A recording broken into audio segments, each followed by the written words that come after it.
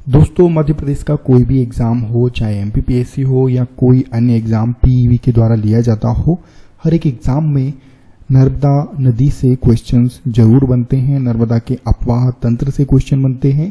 तो इस वीडियो में हम लोग नर्मदा का अपवाह तंत्र पूरा डिस्कस करेंगे, किस तरीके से नर्मदा जो है अपना प्रवाह बनाती है, अलग अलग कौन कौन सी नदियां नर्मदा में मिलती हैं, कहाँ से उत्पन्न होती हैं, कहाँ तक जाती है, क्या लंबाई है, इन सभी बातों पर हम लोग आज इस वीडियो में डिस्कस करेंगे।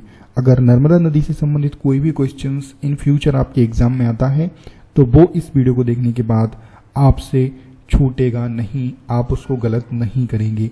चलिए तो शुरू करते हैं। दोस्तों, जैसा कि आप इस इमेज में यहाँ पर देख रहे हैं कि ये जो आपको हल्का ग्रीन आपको ये लाइन दिखाई दे रही है, ये नर्मदा नदी यहाँ पर आपको दिखाई दे रही है। और ये आपको साइड में जो इसकी लाइंस दिखाई दे रही हैं जो कि डिफरेंट कलर में हैं, वो आपको यहाँ पर इसकी ट्रिब्यूटरीज दिखाई दे रही हैं। तो यहाँ पर आप देख सकते हैं कि नर्मदा नदी आपको अमरकंटक से निकलती हुई दिखाई दे रही है और इधर गुजरात तक जा रही है, और खंबात की खाड़ी में आप देख रहे हैं कि वो जाके मिल रही है। तो यहाँ पर अगर हम बात करें तो आप देख सकते हैं नर्मदा किस तरीके से आगे बढ़ रही है, और यहाँ पर जैसे ही शुरू होती है तो यहाँ पर आप देख सकते हैं पहली ट्रिब्यूटरी यहाँ पर उसकी बन जाती है। और यहाँ पर अगर हम बात करें तो आप देख सकते हैं हिरण हो, शेर हो, शक्कर हो, तवा हो, कोलार हो, चंद्रकेशर हो, और छोटी तवा हो, चौरोल हो, बहुत सारी अन्य अन्य नदियाँ इसमें हिरण हो मिलती जाती हैं। सभी को हम विस्तार से नेक्स्ट स्लाइड में डिस्कस करेंगे। तो हम यहाँ पर अभी देखते हैं। तो यहाँ पर अगर हम पहली चीज जो है, पहली जो बात है जो कि बहुत ज़्यादा पूछी जाती है, नर्मदा के अन्य नाम। तो नर्मदा के अन्य नाम में एक नाम रेवा भी है, रेवा भी कहा जाता है नर्मदा को। और मध्य भारत यानी मध्य प्रदेश की नदी, भारतीय उपमहाद्वीप की अगर हम बात करें तो पांचवी सबसे लंबी नदी है। ध्यान रखिएगा, ये क्वेश्चन भी बन सकता है कि भारतीय उपमहाद्वीप की पांचवी सबसे लंबी नदी कौन सी है, तो वो है नर्मदा।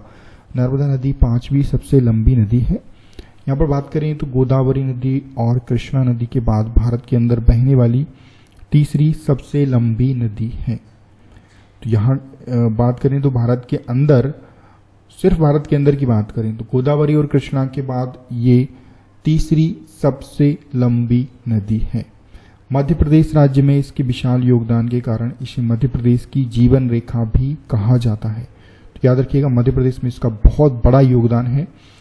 अब हम बात करें इसके अपवाह तंत्र की, तो यहाँ पर आप देख सकते हैं ये पूरा का पूरा इसका अपवाह तंत्र यहाँ पर आपको दिखाई दे रहा है।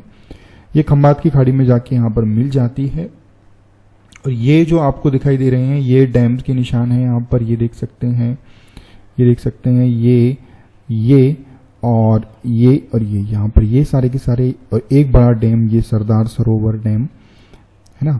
तो ये बात करें हम लोग, सबसे पहले ये बरगी डैम आपको यहाँ पर दिखाई देगा। इसके बाद आपको यहाँ पर तवा डैम यहाँ पर आपको दिखाई देगा, इंदिरा सागर आपको दिखाई देगा, और लास्ट में आपको सरदार सरोवर यहाँ पर ये दिखाई देगा। तो यहाँ पर सबसे पहले हम अपवाह तंत्र को डिस्कस कर लेते हैं। हो सकता है आपको अपवाह तंत्र के बारे में जानकारी ना हो। तो अपवाह तंत्र या प्रवाह प्रणाली, ड्रेनेज सिस्टम बोलते हैं, किसी नदी या उसकी सहायक धाराओं द्वारा निर्मित जल प्रवाह की विशेष व्यवस्था है। यह एक तरह का जाल तंत्र या नेटवर्क होता है जिसमें नदियां एक दूसरे से मिलकर जल के एक दिशीय प्रवाह का मार्ग बनाती हैं। तो ये पूरा एक ड्रेनेज सिस्टम है, प्रवाह प्रणाली है। एक बड़ी नदी और उसकी सहायक नदियां मिलकर एक जल तंत्र बनाती हैं, एक नेटवर्क बनाती हैं और एक दिशा में बहती हैं। यहाँ पर आप देख सकते हैं। तो ये नर्मदा यहाँ से उद्गम हुई, उद्गम होने के बाद यहाँ पर आप देख सकते हैं ये भेड़ाघाट है, और ये सेर नदी इसकी एक ट्रिब्यूटरी आप देख सकते हैं। बरगी डैम के बाद ये सेर इसकी ट्रिब्यूटरी हो जाती है, फिर शक्कर यहाँ पर ये ट्रिब्यूटरी हो जाती है। ये बारना आप देख सकते हैं, ये दूधी, और ये तवा यहाँ पर। फिर इसके बाद आप देख सकते हैं कोलार रिवर, इंदिरा सागर, ये जलाशय आप देख सकते हैं। ओमकारेश्वर आपका बांध और महेश्वर बांध। फिर ये मान नदी, हिरण नदी, जोबट बांध यहाँ पर आप देख सकते हैं, ये भी बहुत ही महत्वपूर्ण है, ये गुजरात में। और फिर ये सरदार सरोवर बांध। तो ये सारी जो इम्पोर्टेंट चीज़ें हैं आपको ध्यान रखना है, क्योंकि यहाँ पर इन्हीं से क्वेश्चंस बनते हैं। तो मेन जो है आपका वो है आपका जो इसकी सहायक नदियां हैं वो आपको याद रखना है। डैम कौन कौन से हैं वो आपको याद रखना है। नेक्स्ट स्लाइड पर चलते हैं। तो ये अपने उद्गम से पश्चिम की ओर बहती है दोस्तों, याद रखिएगा, पश्चिम की ओर बहती है और 1312 किलोमीटर चलकर खंबात की खाड़ी अरब सागर में मिल जाती है। तो दोस्तों ये 1312 किलोमीटर इसकी कुल लंबाई है। मध्य प्रदेश में इसकी जो लंबाई है वो 1077 किलोमीटर है, ये आपको ध्यान रखना है। तो जैसे कि आप देख सकते हैं ये 1312 लिखा हुआ है, तो ये पूरी गुजरात तक जब जाती है तो 1312 किलोमीटर हो जाती है। मध्य प्रदेश में जो इसकी लंबाई है वो 1077 किलोमीटर है। नेक्स्ट स्लाइड हम लोग ले लेते हैं। नर्मदा नदी का उद्गम जो है दोस्तों मध्य प्रदेश के अनूपपुर जिले में विंध्याचल और सतपुड़ा पर्वत श्रेणियों के पूर्वी संधि स्थल पर स्थित अमरकंटक में नर्मदा कुंड से हुआ है। तो विंध्याचल और सतपुड़ा पर्वत श्रेणियां जो है, तो यहाँ पर इस जो है मैप में आप देख सकते हैं श्रेणियों को। तो ये आपको दिखेगी सतपुड़ा पर्वत श्रेणी, यहाँ से आपको ये पठार दिखता है, ये तो बघेलखंड का पठार है। ये मैकल श्रेणी है, ये महादेव श्रेणी आपको यहाँ पर दिखेगी, ये ग्वालीगढ़ श्रेणी और ये राजपीपला श्रेणी। तो यहाँ पर आपको ये साइड में अरावली पर्वत दिखाई देगा और अरावली पर्वत से ये इस तरीके से ये फैली हुई है विंध्याचल पर्वत श्रेणी। तो विंध्याचल पर्वत श्रेणी और सतपुड़ा पर्वत श्रेणी के बीच से यहाँ से आप अगर हम बात करें तो नर्मदा नदी का उद्गम हुआ है और ये ऐसी बहती है। और बहती हुई अगर हम बात करें तो ये नर्मदा सोन घाटी है। तो ये मालवा रीजन में भी काफ़ी दोस्तों हेल्प करती है कृषि कार्य के लिए। और इधर अगर हम बात करें तो इस रीजन में भी इसकी मदद से हमारा मध्य प्रदेश का जो कृषि क्षेत्र है उसमें बहुत ज़्यादा सिंचाई के क्षेत्र में इसका योगदान होता है। तो दोस्तों बात करें हम लोग दोनों पर्वत श्रेणियों के पूर्वी संधि स्थल की, तो पूर्वी संधि स्थल पर जो स्थित है वो है अमरकंटक और उसमें एक कुंड है जिसका नाम है नर्मदा कुंड। तो वहां से इसका उद्गम हुआ है। नदी पश्चिम की ओर सोनमुद से बहती हुई एक चट्टान से नीचे गिरती हुई कपिलधारा नाम की एक जलप्रपात जो है बनाती है। तो यहाँ पर बात करें तो ये देख सकते हैं आप, नीचे बहती हुई यहाँ पर भेड़ा घाट और यहाँ पर जो है कपिलधारा इसी के आसपास जो है बनाती है। और ये एक जलप्रपात है, ध्यान रखिएगा जलप्रपात है ये। हम आगे डिस्कस करेंगे कि कौन कौन से जलप्रपात नर्मदा नदी बनाती है। तो दोस्तों इसमें हम यहाँ पर डिस्कस करेंगे इस स्लाइड में मध्य प्रदेश के प्रमुख जलप्रपात व उनसे संबंधित नदी। तो बेसिकली यहाँ पर बात करेंगे नर्मदा नदी की, तो ये देखिए कपिलधारा जलप्रपात। धुआंधार की बात करें हम तो धुआंधार जलप्रपात नर्मदा नदी पर है। मानधार, दर्दी, दुग्धधारा की बात करें तो ये भी नर्मदा नदी पर। तो बेसिकली दोस्तों नर्मदा नदी की अगर हम बात करें तो ज्यादातर बांध जो है वो इसी पर हैं।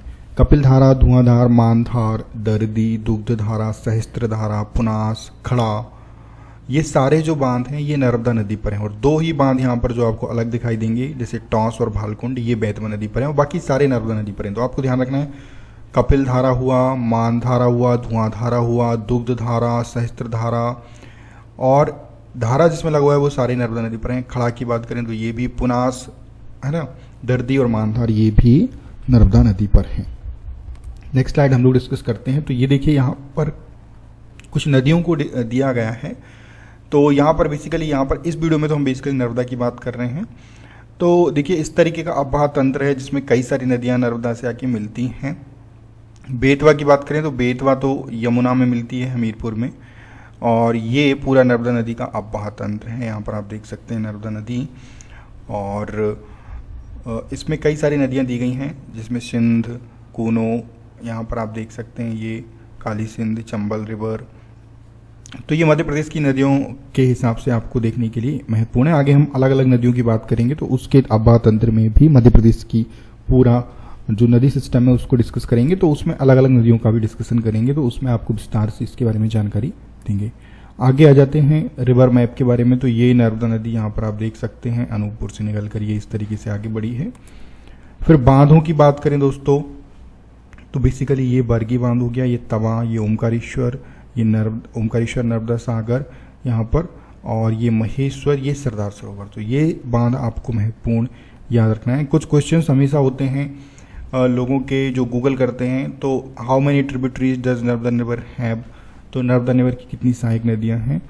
तो यहाँ पर अगर हम बात करें तो 41 ट्रिब्यूटरीज हैं दोस्तों यहाँ पर नर्मदा नदी की, ठीक है।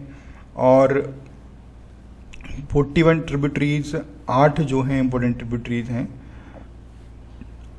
और बात करें यहाँ पर नेक्स्ट क्वेश्चन की, तो which is the longest tributary of Narmada. तो लॉन्गेस्ट ट्रिब्यूटरी मतलब सबसे बड़ी, सबसे लंबी नर्मदा की सहायक नदी जो कौन सी है, तो वो यहाँ पर है तवा रिवर। तवा रिवर 172 किलोमीटर है लंबी, ये नर्मदा की सबसे बड़ी सहायक नदी है। यहाँ पर अन्य जो क्वेश्चंस हैं वो आ जाते हैं आपकी कुछ उपनदियों से रिलेटेड, तो जिसमें आपकी बरनार, बंजर, सीर, शक्कर, दूधी, तवा, गंजाल, छोटी तवा, कुंदी, देव, गोई। दाएं की बात करें तो हिरण, तिंदौली, परना, चंद्रकेशर, कानरमान, ऊटी, हथनी, ये सारी की सारी जो नदियां हैं ये नर्मदा की सहायक नदियां हैं। शहरों की बात करें तो अमरकंटक, डिंडौरी, मंडला, जबलपुर, होशंगाबाद, महेश्वर, बड़वानी, अनूपपुर, ओमकारेश्वर, खंडवा, फिर बड़ौदरा, राजपीपला, धर्मपुरी, भरूच। ये जो जिले हैं ये गुजरात के जिले हैं बड़ौदरा से बात करें, और ये जो हैं मध्य प्रदेश की जिले हैं। तो यहाँ से बात करें तो ये देख सकते हैं आप, कभी कभी क्वेश्चन बन जाता है कि मध्य प्रदेश के कितने जिलों से होकर नर्मदा गुजरती है, तो इसका आंसर भी आप इससे दे सकते हैं। तो इस वीडियो में हमने नर्मदा की बहुत सारी चीज़ों को डिस्कस किया है। अगर कुछ भी चीज़ बची हो, अगर आप चाहते हैं कि इसके ऊपर भी वीडियो बनाया जाए, तो आप मुझे नीचे कमेंट करके बता सकते हैं। वीडियो आपको कैसा लगा ये भी आप नीचे कमेंट करके बताइएगा। आगे आने वाले एग्जाम्स में आपकी ये वीडियो बहुत ही महत्वपूर्ण रहेगा। इस वीडियो देखने के लिए आपका बहुत बहुत धन्यवाद। Thank you very much.